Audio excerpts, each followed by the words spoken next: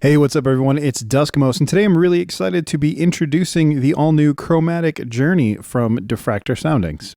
Let's check it out.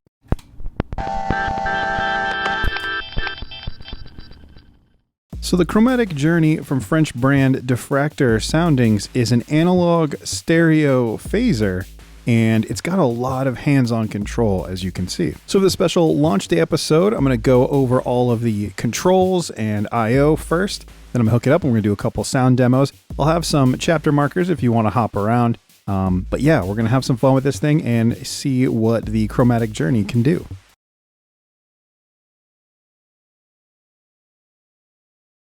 Okay, first up for the controls and I/O, we're going to talk about the I/O portion, just to get that out of the way. But it's important because we've got a stereo pair of ins and outs on 1/4 inch. And that stereo can be mono to stereo if you want. You can just go into the left jack and then it'll come out stereo. But what's cool is in that configuration, the second you plug in something into the right jack, then it removes what was the left from the right output and then makes that an independent through with its own LFO out of phase of the main LFO, which basically just means you can use this if you'd like to as a dual mono in and out if you had two mono instruments that you want to run the same phasing effect on. You've also got on the back here standard pedal power, as well as a toggle for the expression or CV input, which you can then hook up with a 1/4 inch jack with a TRS or TS. TRS for expression and then TS for CV. But this configuration allows you to use this with modular if you want, up to 5 volts, or normal expression input. So as you can see up front, tons of knobs for control. You can really get specific about your sound, which is always welcome, I think. And the main sort of separation here is like this mix, feedback, and stage control are really the main phasing controls. Basically everything else is all for setting up the LFO and how that interacts with the signals going through. So of course, starting over here, we've got our mix control, which goes from clean to dirty or dry to wet. You've got your feedback here, which really just kind of sends the signal back into itself to add more of like a bite to the phasing effect. As well as this really unique sort of clicky toggle, not toggle, it's a knob, but it snaps into position here for how many stages of phasing you have. And you can go from subtle to really obvious and a little bit more in your face type phasing. We'll hear how that changes things as we demo. I'm going to skip this Interactor knob for right now. We'll come back to that. And so I guess I'll start over here.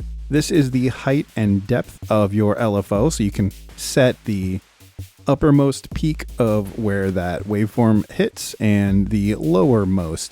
So you can kind of rein in how much the LFO impacts the phasing. So just kind of helps you customize your waveform. Speaking of waveform, you've got your waveform selector here, also on one of those sort of snappy rotator switches. And here you can cycle through triangle, square, a ramp down, a ramp up, a sine wave, a dual peak, sort of a stepped pyramid type shape, or a random waveform. Triangle is a pretty smooth wave to use, probably second most compared to the sine wave. But yeah, just a nice in and out, an up and a down in a pretty even fashion. Then you jump to the square wave, which is of course going to chop in and out and be a little bit more in your face. You've got the ramp down, which will kind of like punch in and then trail off. Ramp up, kind of the reverse of that. Sine, as I mentioned, will be really smooth. You've got this dual peak, which is pretty cool. It's kind of like a variation to a triangle where you kind of have like one that is a little bit higher and then one that's a little bit lower. And yeah, it gives a little variety. This stepped pyramid is kind of like a square wave in a way mixed with a triangle in that it sort of jumps in these notches up and down, which is a pretty cool effect. And then random, of course, random, so you get those more wild, like almost robotic sort of sounding sounds and a little bit more experimental, but really fun. Next to that, you've got your multiplier, which is cool. It works against your tempo. So you've got this divide by 4, divide by 2, multiply by 1. So that's just like your actual speed times 2, multiply times 4, and then times 8. You can get really, really fast speeds with the times 8. Moving up here, you've got the speed dial, which lets you dial in your speed, of which there's also a tap tempo, so you can tap in your speed or work with the knob as well. And you can sync tempo via the expression or CV input.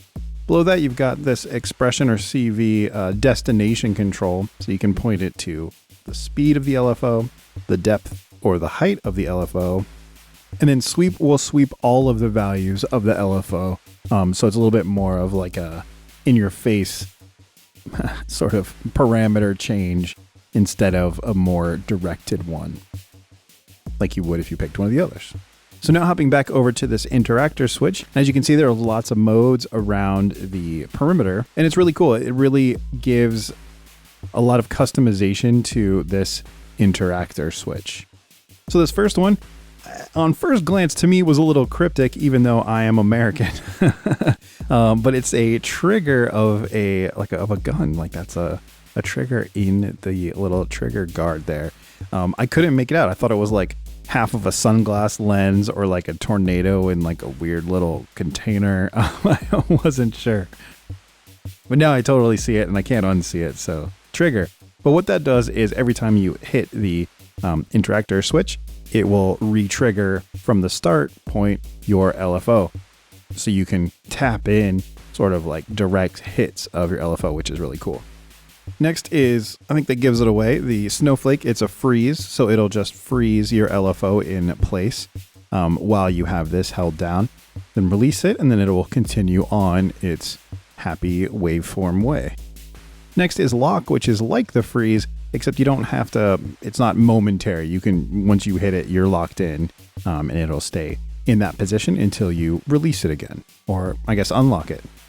Multiplier plus or minus is pretty cool. It allows you to click around the multiplier. So you can use this sort of secondary mode. You can see this minus or plus, so you can kind of plus up or minus down to move this position with the switches instead of the multiplier knob, which can come in handy if you're using this, as an actual pedal on the floor, where this is hard to change with your shoe. But also I could see it in a synth setup too, where you just need to move fast for effect, and you don't want to have to grab in there and maybe grab the knob. I don't know. I mean, it's variety. It's cool, and I like it. Next is a speed down. So as you hold this down, the speed will slow, and then you release it, and then it'll jump back to normal speed. And this one's cool too. It's kind of like that, except it will creep its way down as you hold it down, and then you release it, and it'll creep its way back up. So it's more of like a sort of like a longer, I guess, I don't know, like decay and ramp up or something of the speed control. Again, you'll see me demo those.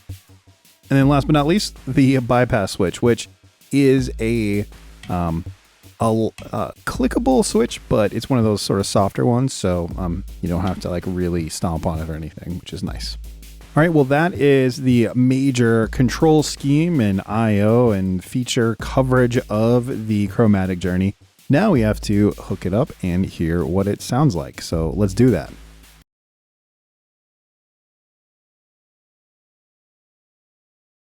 Okay, so as you can see in my setup here, I've got the OP-1 going into the Chromatic Journey in stereo, coming out stereo into the TX6 from Teenage Engineering, and then out into the camera. For an extra bit of sonic flavor and some fun, I brought in the TP7, which is going out into the OP-1 field into the line input, and then also being processed through. So this is going into the OP-1 into the Chromatic Journey. I brought out the TP7 to have a little bit more fun, a little more sonic interest, and a little something else to run through the Chromatic Journey.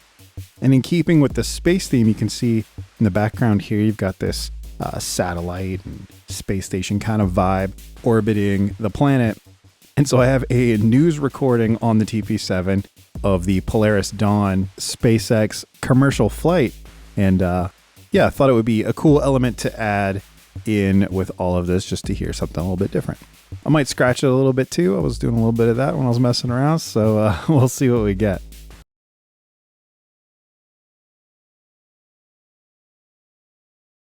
As I always like to start with my clean pattern, so this is what that sounds like.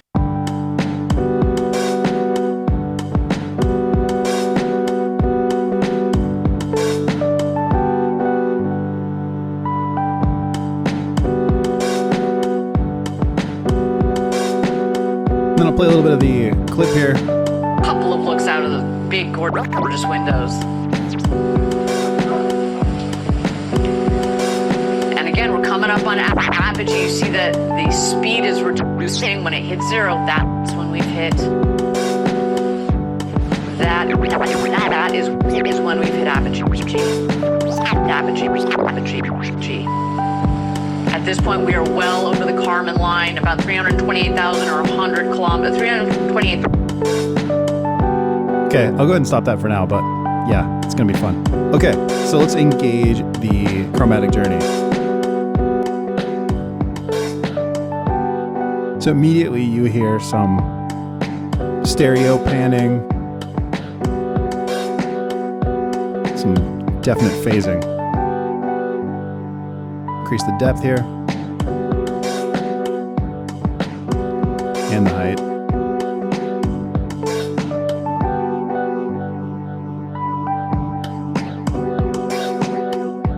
Really up the feedback.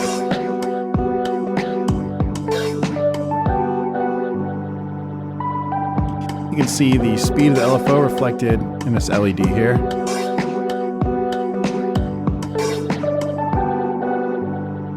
Right now we're on the ×1 speed. Let's go ahead and multiply that out so you can hear how crazy it can get with ×8. And immediately, you can see the light adjust there.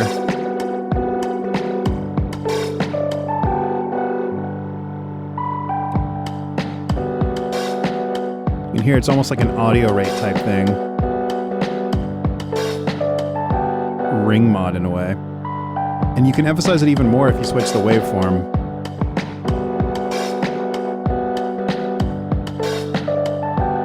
Different flavors.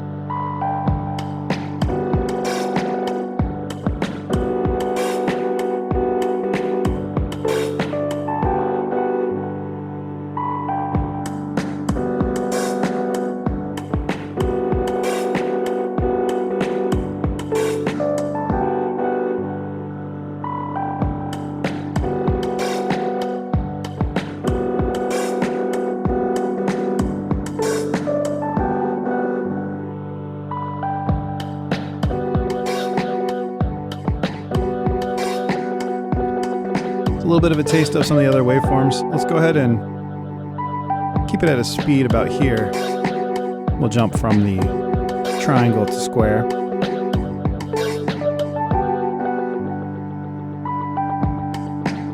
Couple of looks out of the big gorgeous windows. And again, we're coming up on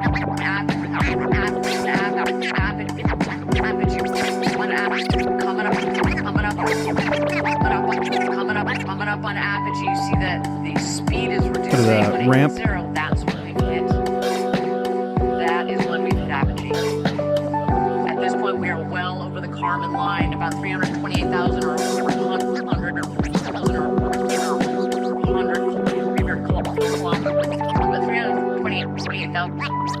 28,000 feet or 100 kilometers up.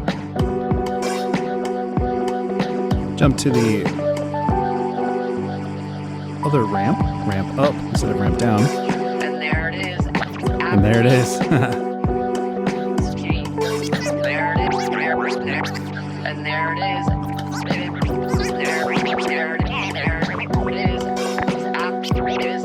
Apogee. About 340,000 feet.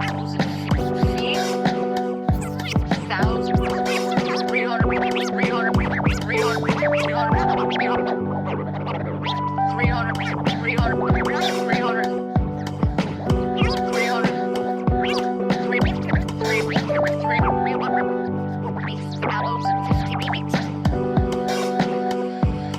jump to sine wave now. I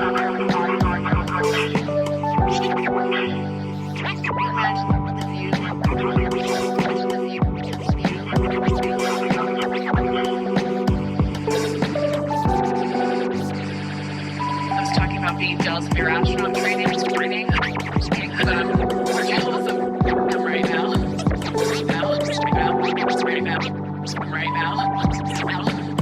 They're unbuckled at the moment. They're turning their somersaults. They are soaking it in. They are Now to the dual multi-peak kind of vibe. Having their minds blown.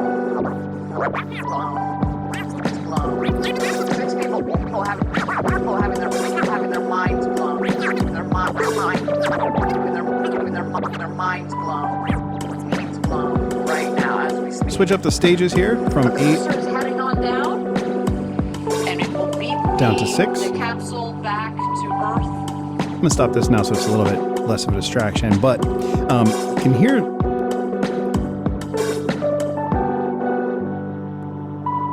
there's definitely a shift.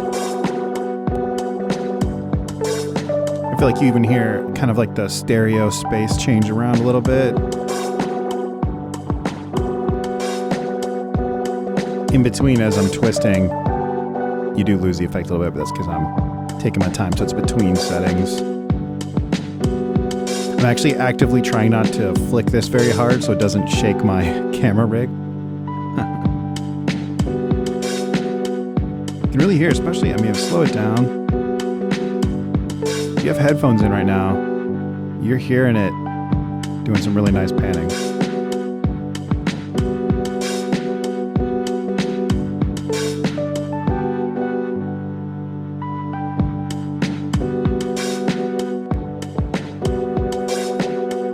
Very distinct change of tone there when you switch stages.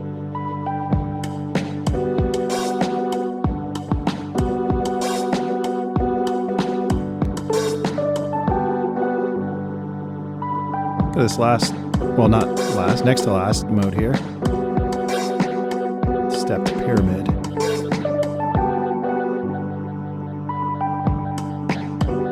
You kind of see it there too. I don't know if it comes through on camera, but it's almost like a little flickering jump.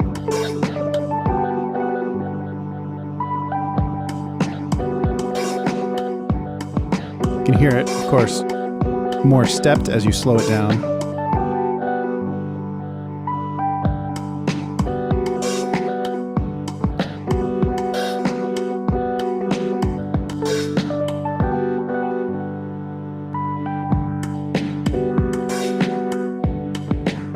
I feel like I'm really hearing the panning on this sort of like 4-stage. We'll jump to random. Maybe speed it up too.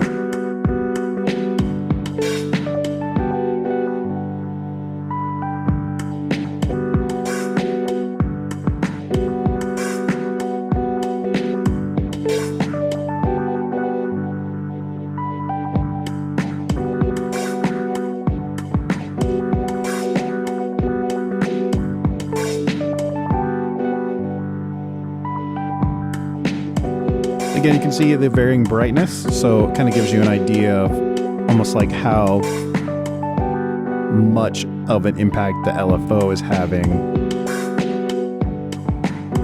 It's kind of like visual depth in a way. Play the rest of this clip. The booster force has a controlled landing on a landing pad. Landing on a landing pad.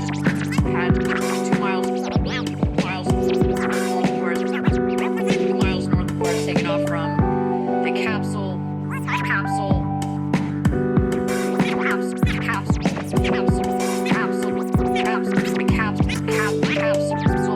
less aerodynamically shaped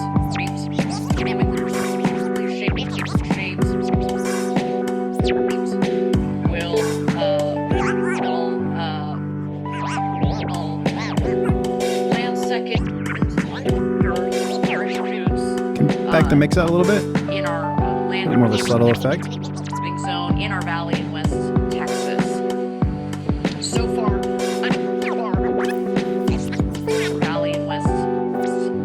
West Texas, Valley in West Texas, Valley in West, Valley in West, or Valley in West Texas, Texas.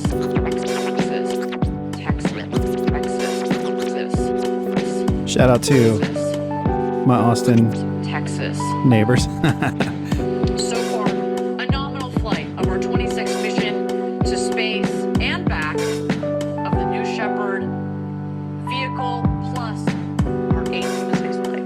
A couple of looks out of big, gorgeous windows. And again, we're coming up on apogee. You see that the speed is reducing. When it hits 0, that's when we've hit. That's when we've hit. That's 0, that's when we've hit.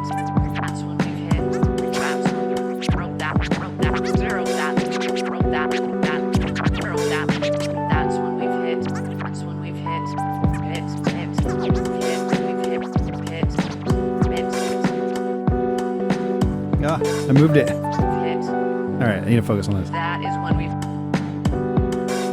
So yeah, that's it for that loop. I think you get the picture. Very cool, very varied. Obviously, I didn't do any of the Interactor stuff. I'm going to save that for the next clip.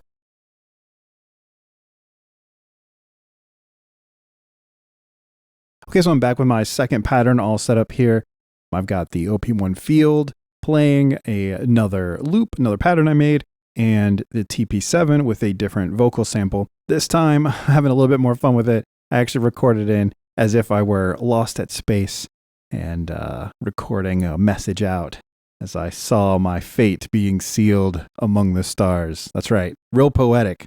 But yeah, I thought in keeping with the space theme, I would just keep on going down that lane. And then on the OP-1, I've got a very pad-like, string-like kind of sound, which I think is going to play really well with the Chromatic Journey. So go ahead and play that clean, so we'll hear what that sounds like, where we're starting from. And then, yeah, we'll engage the sample on the TP7 and then bring in the effect. So here goes what it sounds like clean.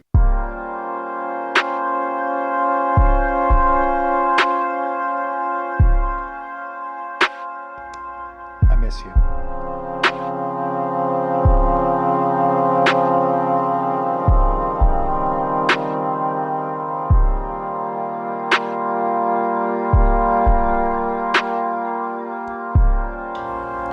I've been lost at space for I don't know how long now. I've lost all communication with I miss you. Home base. Home. What does that even mean? What is home? Is this my new home? Am I home among the stars? So that's my loop. A little acting gig, unpaid. I'm a SAG member.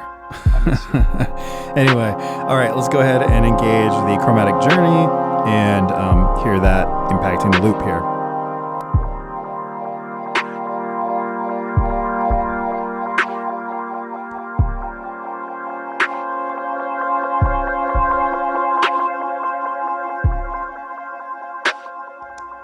I miss you. I always like to be a little bit more heavy-handed with my effects. You can obviously back this down some.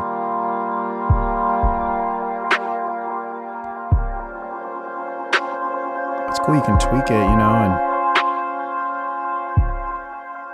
really get some variety. I miss you.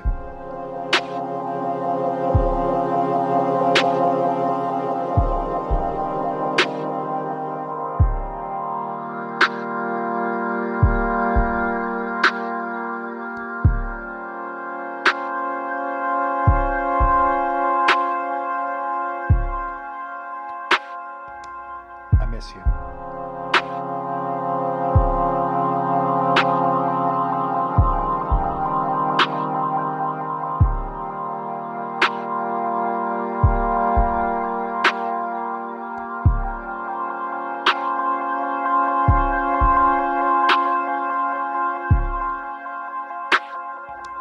I miss you. You can really hear some of that filtering effects going on. especially as you sweep.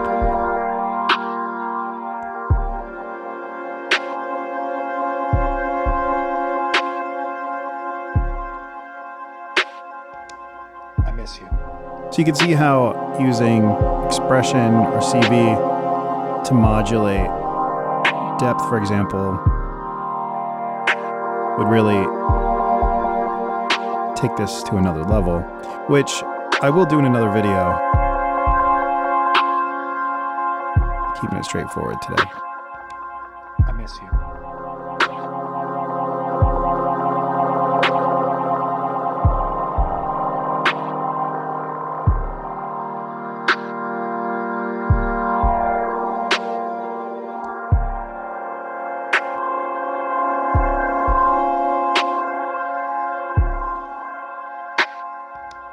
I miss you.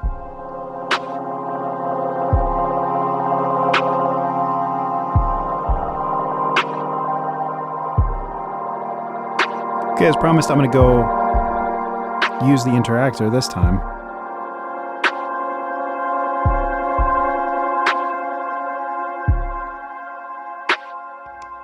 I miss you.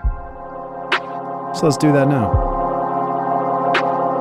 All right, I'm going to go ahead and click it down to trigger here.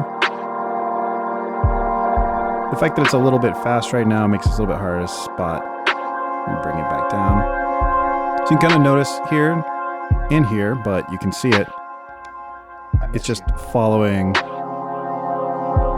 the set rate that it's set to. And then if I hit the Interactor, you can see it kind of interrupts that because it's re-triggering every time I press and release. I miss you.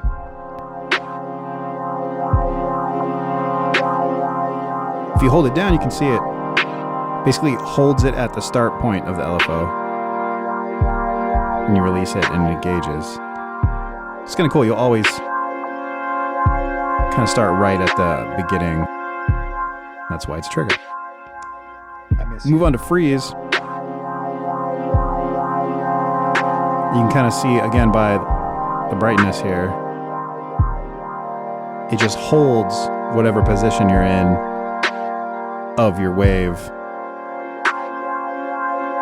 until you're ready to release it. I miss you. Pretty cool. Now again, lock is kind of like a more permanent version of that. Tap it, you can see it's held there. I don't have to momentary press again to let it continue on.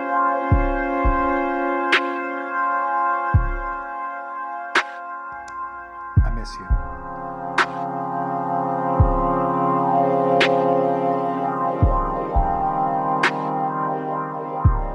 You can kind of hear too, it holds sort of the panning as well. Really cool effect.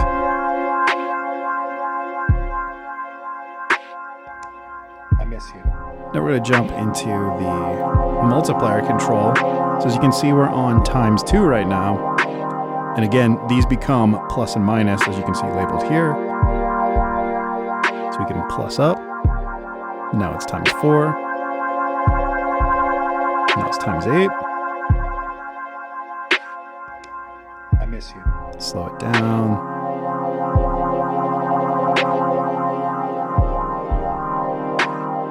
Really cool.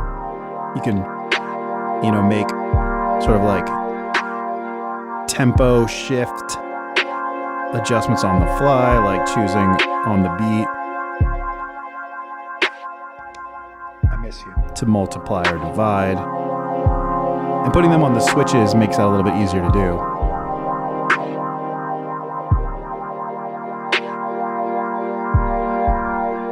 Really cool. And I think these are probably my favorite, the speed ramps. So here, I'll start with it a little bit faster I miss you. and press and hold. You hear it really start to slow. Release it and it jumps right back up.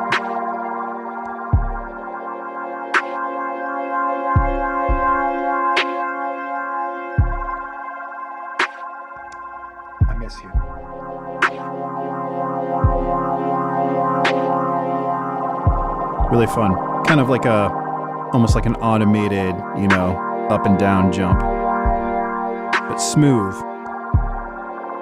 Even when you use the square, for example, which isn't a smooth wave, I miss you. it slowly adjusts that rate, so it's really cool. And then we'll switch to the ramp down, ramp up.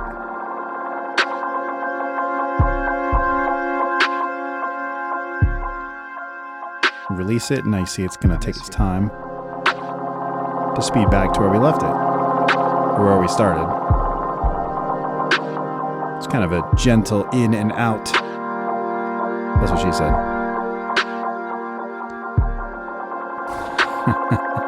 Couldn't help it. Really cool. I miss you. What's cool too is if you only hold it for a little bit, you only let it slow down so much. So you can let it get to a point and then decide when to back out of it. It doesn't have to, go down to half its speed or whatever. It can be a little bit of a temporary hit. Let me go ahead and play this. No, I've been just kind of jam a little space bit. for I don't know how long now. I've lost all communication with. I miss you. Home base. Home.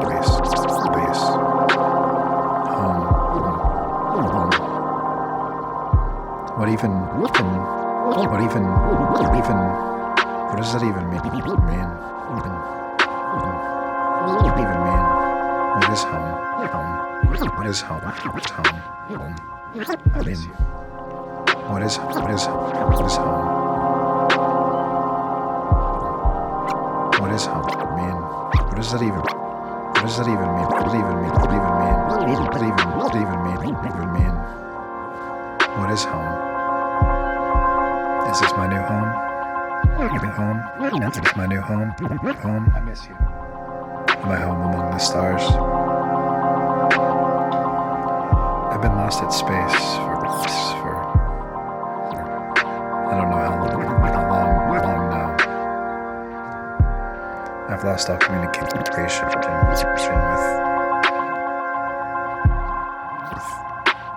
home base. Home base. Home.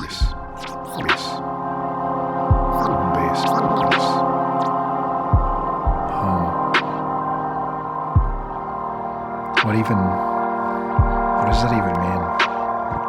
What is home? What is home? Home. What is home? Is this my new home? My new home? Am I home among the stars? I've been lost at space for I've been lost at space for I don't know how long now.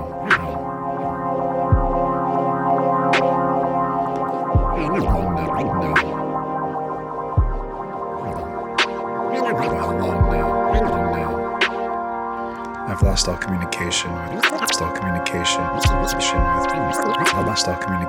with home base. I miss you. Home. What does that even mean? What is home? Is this my new home? Is this my new home? New home? Is this my new home? I miss you.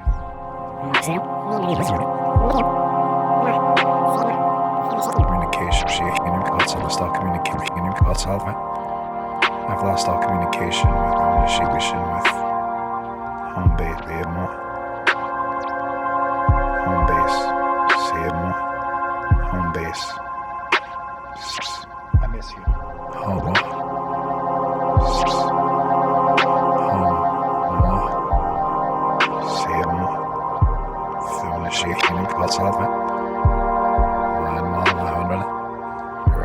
hips that's on limit.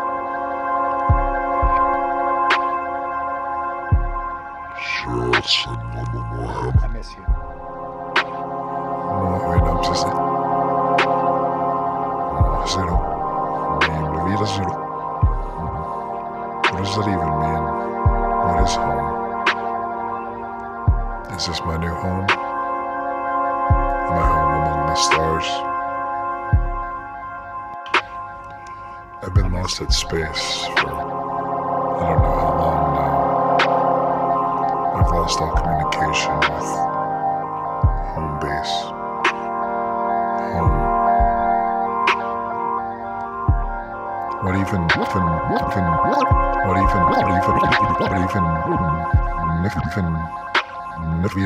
I miss you. What does that even mean? What is home?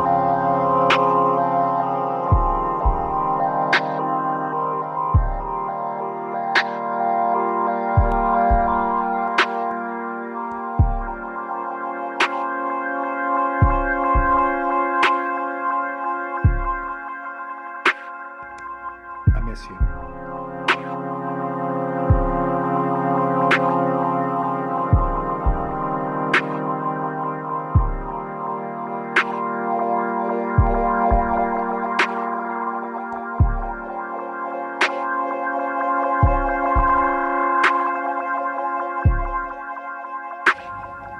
Is this my new home? Is this my new home?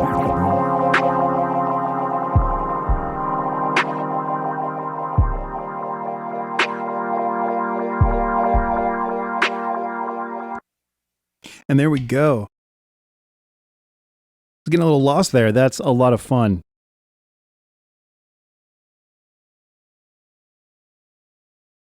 Okay, so what are my thoughts on the Chromatic Journey? Well, I feel like it's a really hands-on platform, and I really like that approach. I mean, I think there's so much here that lets you dial in the perfect phasing sound, and I think that's really great. Like, there's tons of options. I love the Interactor and how that, properly named, how it interacts with the LFO.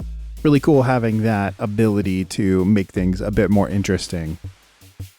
It's very nice being able to tailor the height and depth independently of the waveform, and therefore the impact of the phasing to the effect. Really pleasant sounds. I think I enjoy the stereo panning that happens and the different waveform options, and the fact that it does go as fast as it does. So you can really get some of those audible, it's not really audio rate because it doesn't get like crazy where it's like generating its own tone exactly, but it gets fast enough where it definitely has a major impact, and that's cool if you want to really push it.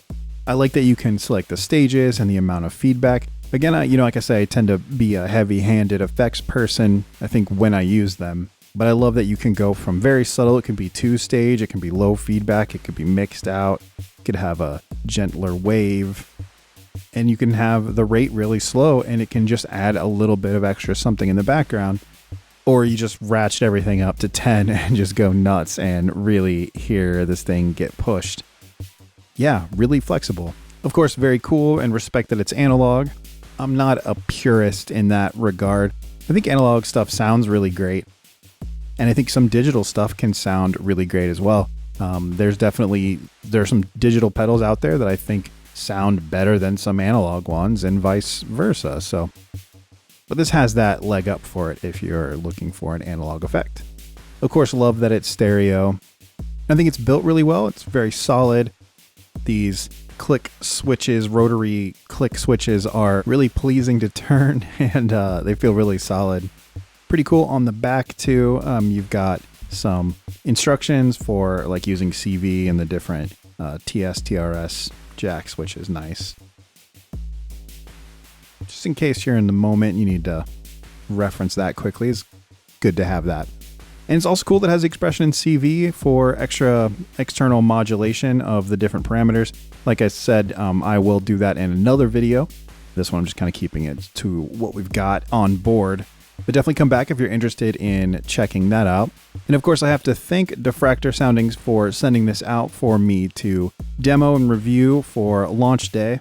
It's super cool, and thank you so much for that. And of course, thank you also to all of you for watching.